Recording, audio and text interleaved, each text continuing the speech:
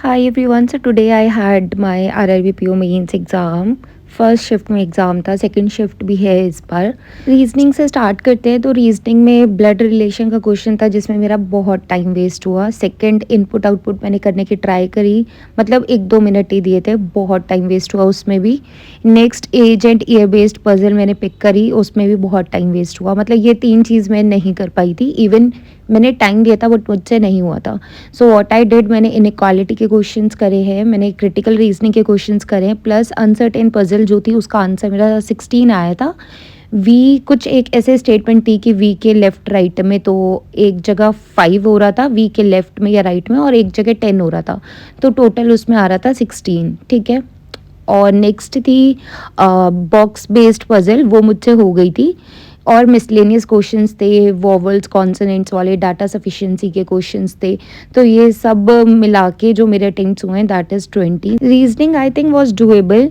एक तो ना राइट सिलेक्शन ऑफ क्वेश्चंस होना चाहिए। तो आज पता नहीं मैंने क्या ही करा है, 20 अटेम्प्ट्स हुए हैं मेरे रीजनिंग में। आप लोग प्लीज़ कमेंट सेक्शन में अपने अटेम्प्ट्स ज़रूर बताना section wise. Next coming to computer. Computer में शॉर्टकट से रिलेटेड एक भी क्वेश्चन नहीं थे। कंप्यूटर में ना, मतलब मैं लास्ट कुछ दिनों में शॉर्टकट्स वाली पीडीएफ पढ़ रही थी कि यहाँ से क्वेश्चंस आएंगे, बट वहाँ से क्वेश्चंस नहीं आए थे।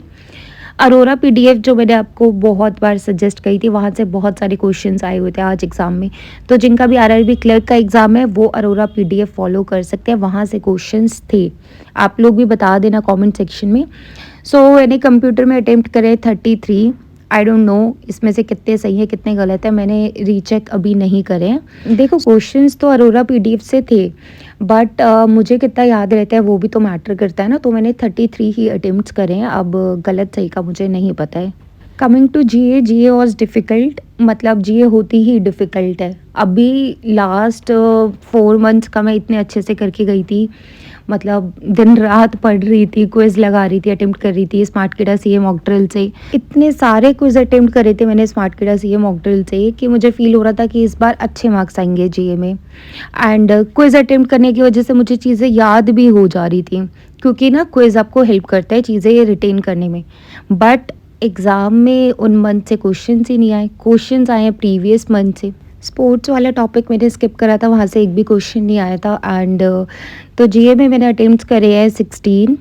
अब मैंने गलत सही चेक नहीं करे और मैं करूँगी भी नहीं, क्योंकि वो एनजाइटी देता है।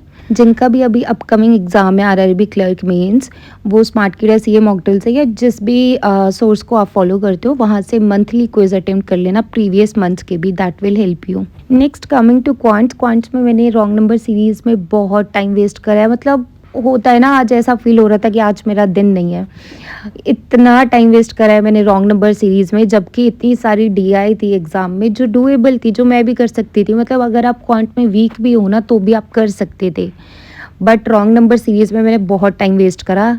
तो क्वांट में मैंने अटेम्प्ट करी रॉन्ग नंबर सीरीज़, डीआई एक डबल पाई चार्ट वाली, एक डीआई थी बारग्राफ वाली, एंड कैसलेट डीआई भी थी, वो मैंने नहीं अटेम्प्ट करी है, वो बहुत सिंपल थी। अगर रॉन्ग नंबर सीरीज़ नहीं करती ना मैं पिक, तो मैं 10 मार्क्स का और कर सकती थी, बट मैंने रॉन्ग नंबर सीरीज़ पिक कर ली थी।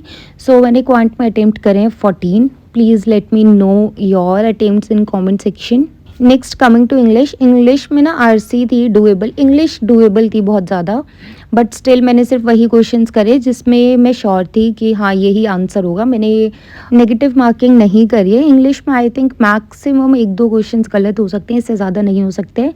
तो आरसी थी, क्लोज टेस्ट थे, एरर थे वो भी पैसेज वाले, sentence rearrangement, fillers, word replacement. तो आप ना अगर मुझसे कोई आंसर जानना चाहते हो, क्योंकि मुझे याद नहीं है आज सच, आप कमेंट कर देना, मैं आपको रिप्लाई कर दूंगी कि मैं क्या मार्क करके आई हूँ।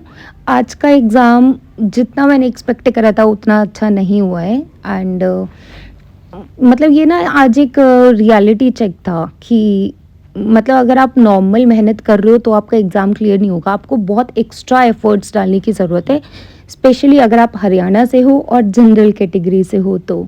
सो टोटल मेरे अटेम्प्ट्स है 115। मैंने ना इस बार बहुत एक्यूरेसी मेंटेन करने की ट्राई करी है कि जो मुझे आता है मैं वही मार्क करूं।